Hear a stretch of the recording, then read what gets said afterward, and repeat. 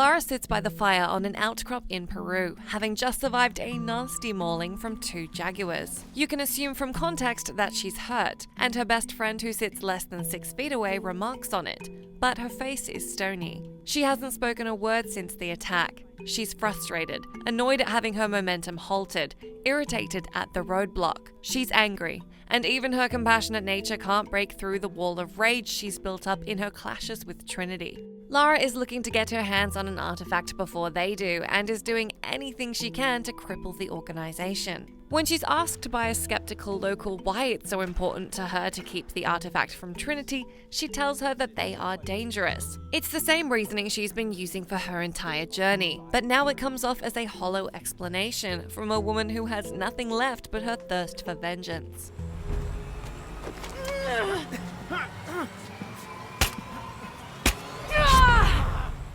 Having watched the credits roll on Lara's last 2 adventures, it's hard not to feel both fond and protective of her. Her drive is admirable and her passion for archaeology is unparalleled, but it's hard to ignore the emptiness under the surface of her actions. In the early hours of Shadow of the Tomb Raider, Lara frequently ignores her basic needs, her wounds, and even the well-being of those around her if they threaten to slow her down. She diverts queries about her injuries with explanations of her discoveries without missing a beat, constantly seeking the next step in her investigation. At this point, Lara is running on sheer resolve.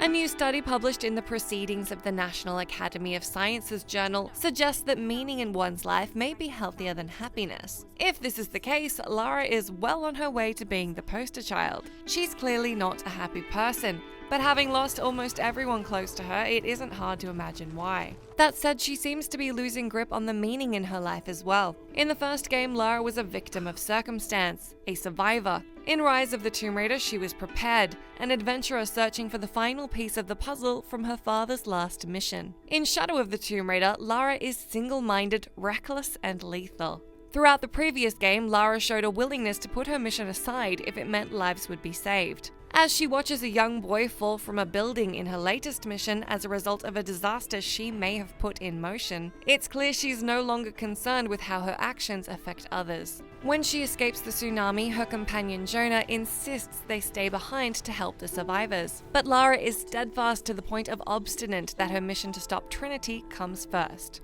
Early on in the lengthy gameplay demo, Lara has a moment of hesitation before removing a priceless and foreboding dagger from a tomb. What follows is one of the few breaks in her resolve, a simple, "What have I done?" Her dogged pursuit of Trinity also enables her to ignore what all these missions and all this murder is doing to her mental stability. Towards the end of Rise of the Tomb Raider, the cries from Trinity soldiers change from the assumption that they can take her out easily to phrases like, "We're stuck in here with her." Lara's reputation carries through into Shadow, where enemies are more panicked in her presence. Scout team, Croft is on a vector towards your position. I say again, Croft is coming to you. Jesus Christ. Shh. We'll get her, sir. Her fighting style has also changed significantly to reflect the way she has shut out aspects of her humanity and adopted an icy resolve. While still perfectly capable with a gun, Lara has adopted a dirtier approach where she will hide in vegetation walls or slather herself in mud to strike without warning. Her new attacks are brutal, animalistic, and underhanded. One such ability lets her string an enemy up by hanging them from a tree branch with a rope arrow. After killing 2 Trinity soldiers, she wonders aloud what they're so afraid of. The "what" she's referring to is a mysterious, violent tribe in the jungle, but it's hard to ignore the irony given it's her arrows sticking out of their skulls. Where are you?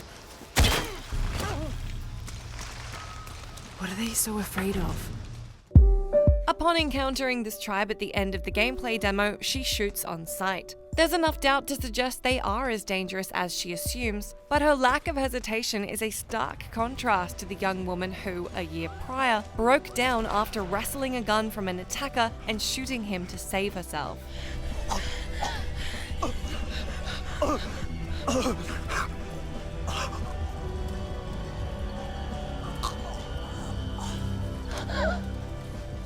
After she refuses to aid the injured civilians, Jonah yells at Lara, telling her that not everything is about her. This is directly after she faces the leader of Trinity, who accuses her of unleashing a tragedy, and realizes she has done exactly as she feared her enemy would have. An understated comment that stuck with me, though, is a description of Lara uttered by a Trinity soldier in one of the first scenes of the game. You have the photo. Female, Caucasian, early 20s.